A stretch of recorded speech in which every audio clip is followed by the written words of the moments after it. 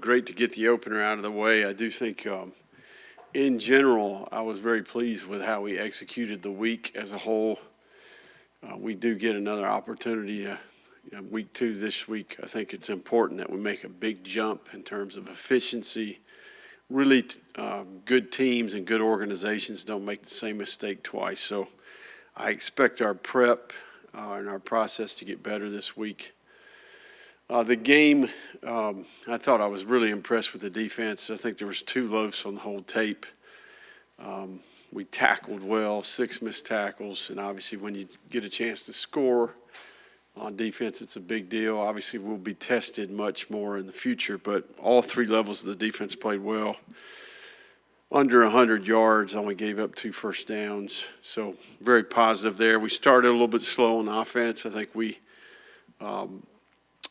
offensive football is about precision and detail and certainly rhythm. We need all 11 players to do their job, in particular the quarterback and the offensive line. Those positions are key to success. They did give us some wrinkles there, but once we adjusted, I thought overall was a lot of positive there. And in the kicking game, we were able to take advantage and had 100 yards of hidden yards there. So we missed the field goals. Obviously, that is the one area we got to get a little bit better. But when you watch the tape, obviously Long Island, the level of football that they play, we're really evaluating the urgency of the players, the detail of the players, how they prepared for the week, and then certainly some of the young players that got to play in the game. I think it was huge to get them some experience. So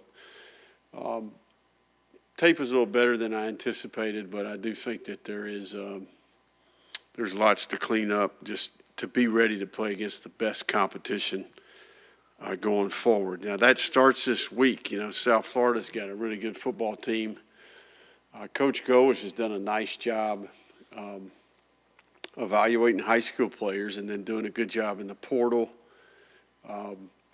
This is a veteran team. There's a lot of upperclassmen that can contribute. I do think the defensive group is stingy. I think they play with effort, toughness. I think they've got a really good sticky group in the back end from a coverage standpoint. I do think the backers are explosive. And then quite a few front players that play, so there's some depth there.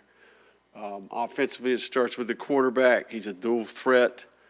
And then there's an element of tempo, and then there's some unique speed outside. So I do think that this is similar to the Tennessee blueprint that we faced in the past. Obviously, Coach Goish' experience there. And then this group does a nice job in the kicking game. I think they've got some gadgets, and then they have an identity in all 6 phases. So it's a really, really good football team, and I'm impressed with the film of week 1. Obviously, Boise is a very well-established playoff team, and for them to dominate the game and have control of the game from the jump, I thought was impressive for them to start the season. So we're going to need to be at our best. It's great that we sold out. That's 14 in a row. And this game will be at 4:15, and the elements will be part of the game. So it's important that we have the right mindset and attitude towards playing at that time of the day. So we're off to a good start with the players yesterday, today. A lot of guys in the building, and I expect us to get better. What questions we got? Long Island had 11 tackles for loss, most of them in the first half against your first-team offensive line. How concerned there for that? And does Devin Manuel give you a chance to maybe get him in this week? I think a lot of that was I don't think there was 11, but there was too many. But I do think that some of it was, new scheme, very unique scheme, might I add, a little bit all over the place. But I do think once we got that identified, I think we settled in there. So I think it's not concerning. I think it's a little bit more just players doing what they're supposed to do. And then, I think all positions contribute to that, right? Tight ends, quarterback, the running back contributes to that sometimes. So we got to start with a little bit more detail, and then obviously get a new scheme. I think there's some adjustments to be made in the game. Byron Brown, the quarterback. Somebody was telling me that he and Jaden Daniels were only two guys with 3K and 800 rushing in 2023. And I guess they were the first since Michael Vick.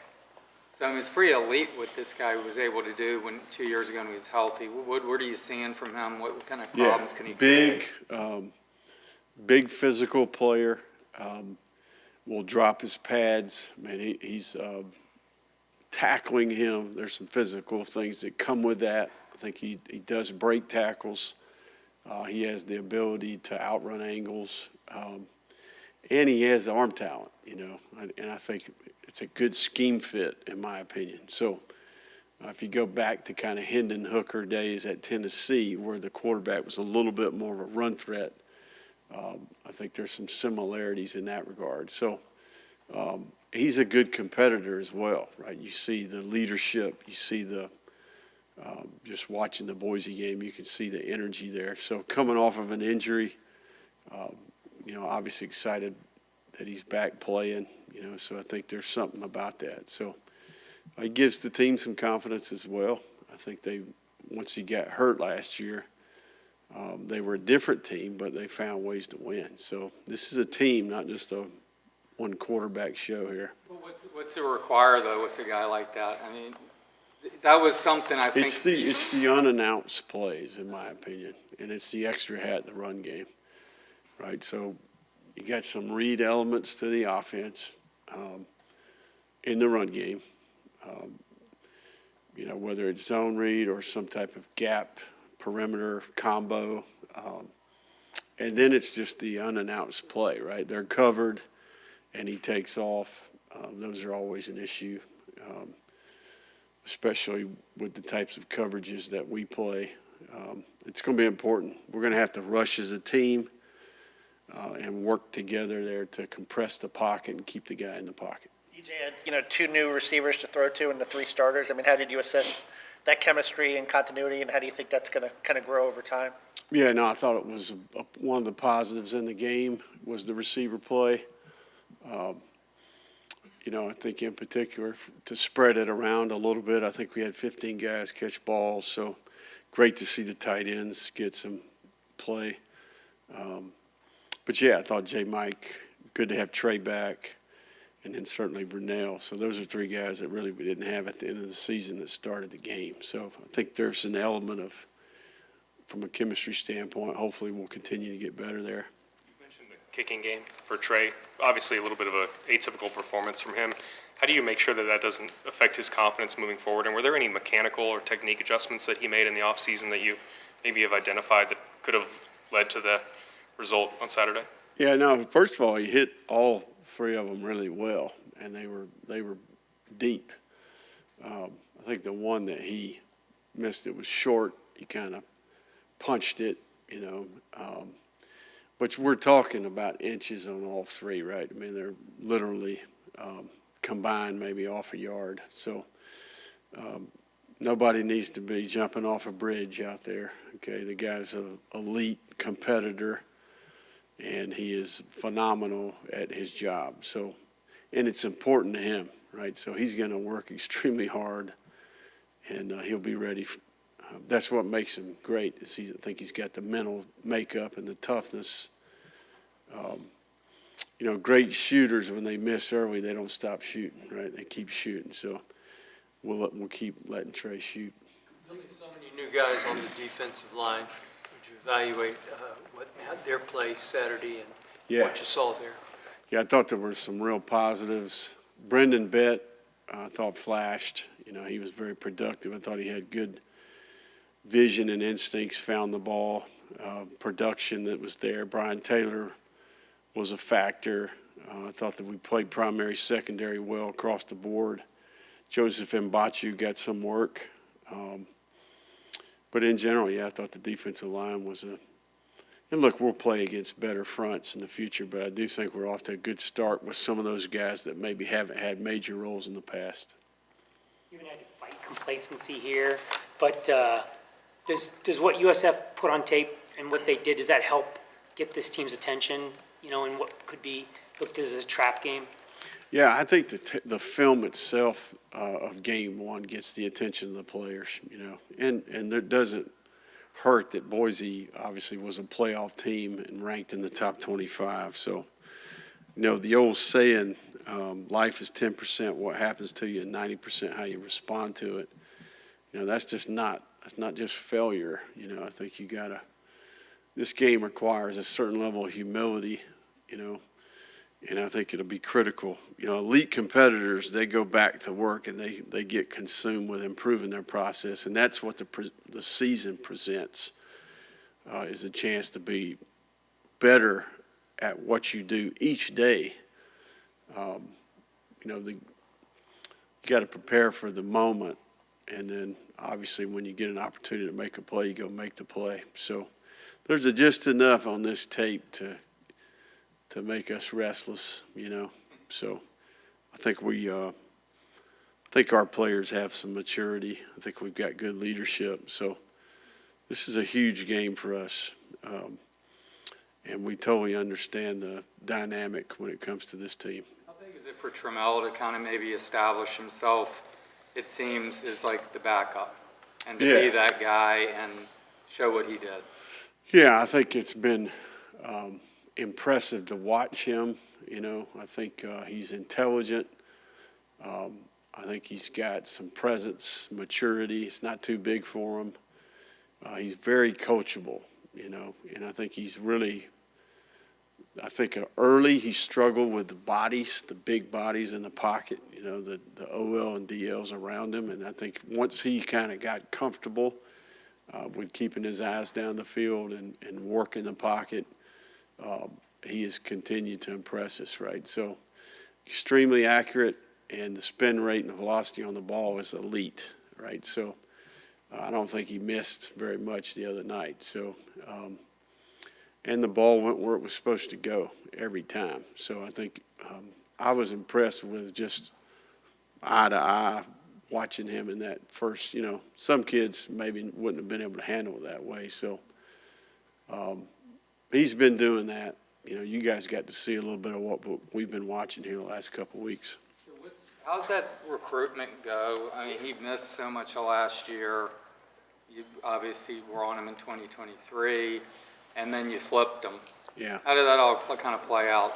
Well, it started when he was really young. He would come over here in camp. We offered him early.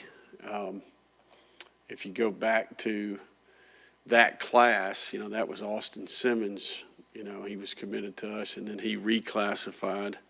But once we took Austin, he committed to Florida State, and then that's where we got sideways. So it was kind of like first come, first serve, and then I think Austin Simmons has proved to be a pretty good player. So, you know, I mean, I just think we evaluated the quarterback class. We had offered a couple guys at the top of the class. You get the call that a guy wants to commit, and you take him, you know, in-state player.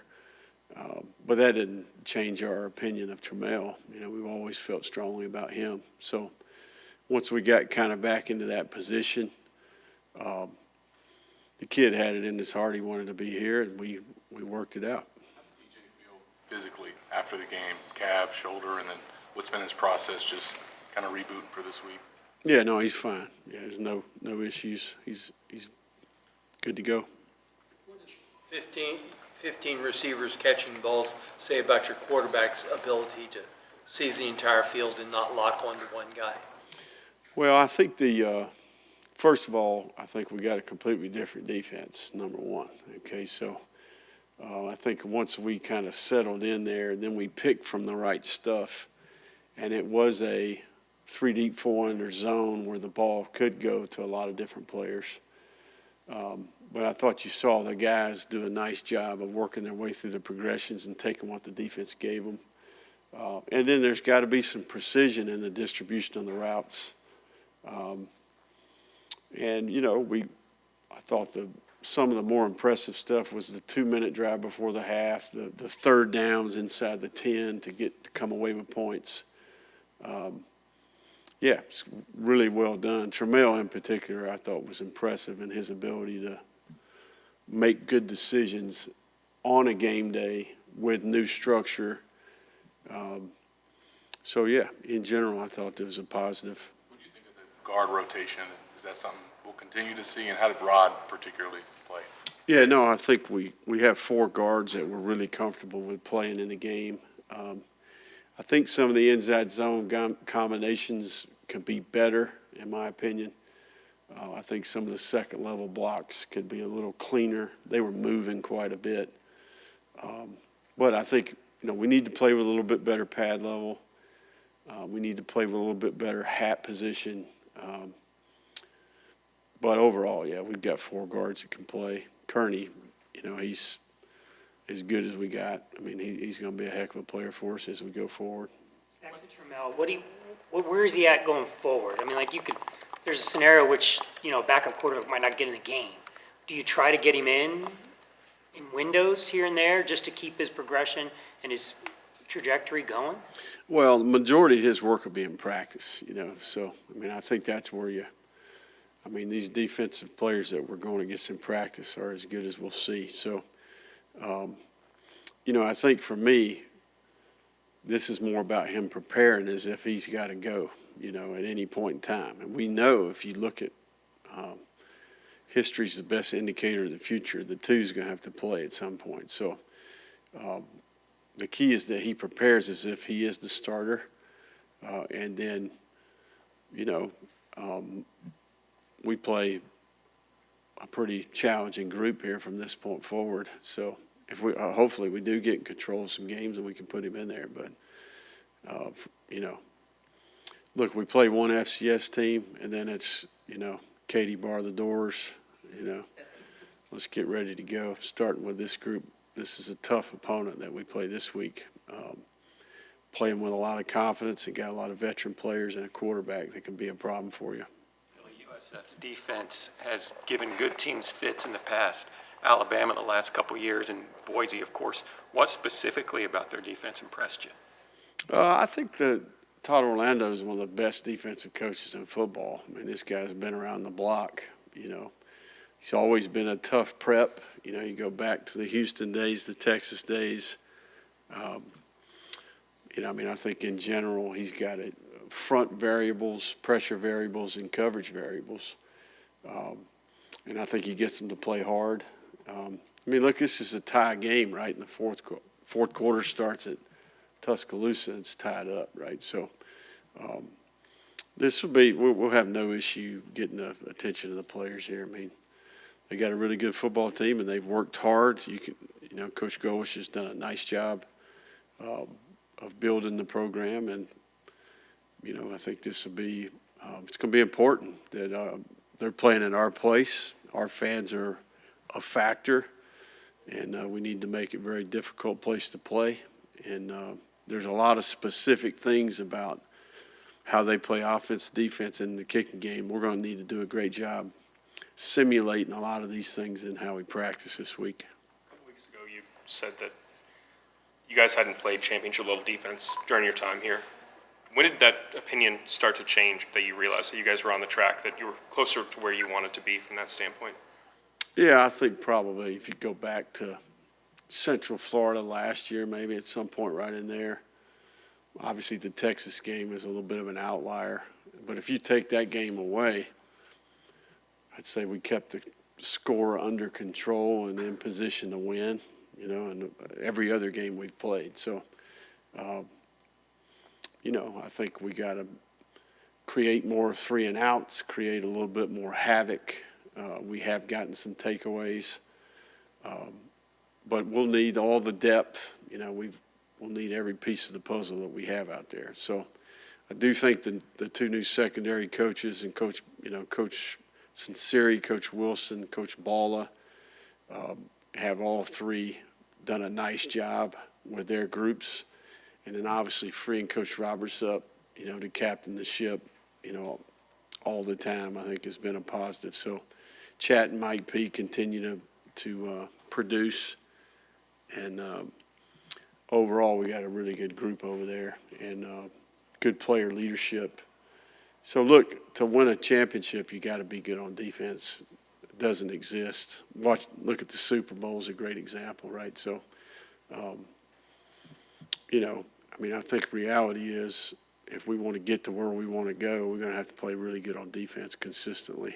What do you think these in-state games mean to the program, and how do you foresee the future with, the 9-game SEC schedule in terms of? Yeah, it's a huge deal. I mean, we've played South Florida, we played Central Florida since we've been here. Obviously, I got to watch us play Central Florida in the bowl game. You want to take care of business in these games. I think we all understand that. Whether it's Miami, Florida State, Central Florida, or South Florida, this alumni group that we got, they like to win. They only allowed 5.3 yards per pass attempt.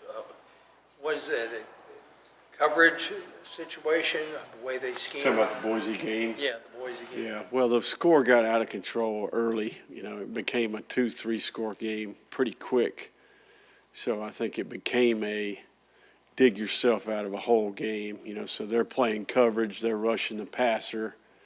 I think they changed modes a little bit in terms of how they were defending. So, typically when you get behind, the passing stats are a little off, right? Because you're out of balance. So Boise is best if they are playing, they're ahead of schedule and they're run action, ball control pass game. Look, 3rd and long and 2 minute are the most difficult downs in football, right? So for the offense. So when you get behind, you're playing a lot of those. And I think you want to try to stay out of those situations if you can. Trey Wilson comes back, scores a touchdown, still ends with -4 yards. Is it going to be more of a focus to get him going downfield in the future? Yeah, I mean, the ball goes where it goes. I mean, he ran a lot of vertical routes. They covered him. The other guys were open. So stats aren't the whole story. Typically it's about what the defense is doing and where the quarterback ends up having to distribute the ball. So they knew he was out there, and that maybe helped the other players get open. The play where he tracked it in the end zone, what do you think of that? Yeah, it was a It heck looked of a pretty catch. athletic. Yeah, I thought Trey's catch was outstanding. I thought J. Mike's catch was really impressive. So those balls aren't perfect, and I think they made them right. So, yeah, he's back to being himself. He'll be a part of it every week for sure. Yeah, he's another guy that's had a little bit of a journey. How have you seen him kind of battle through that and come through the hip surgery? Yeah, good. I think he's done a nice job controlling the things that he can control. Obviously a genetic issue with his hip. He can't control that. And then, we deployed all the experts, and then obviously got surgery, best hip doctor in the country, and he's had a nice recovery, and he's back. So he's one of the better slot players in the country. He's an incredible matchup player. So we need to continue to try to feature him. All right, thank you all.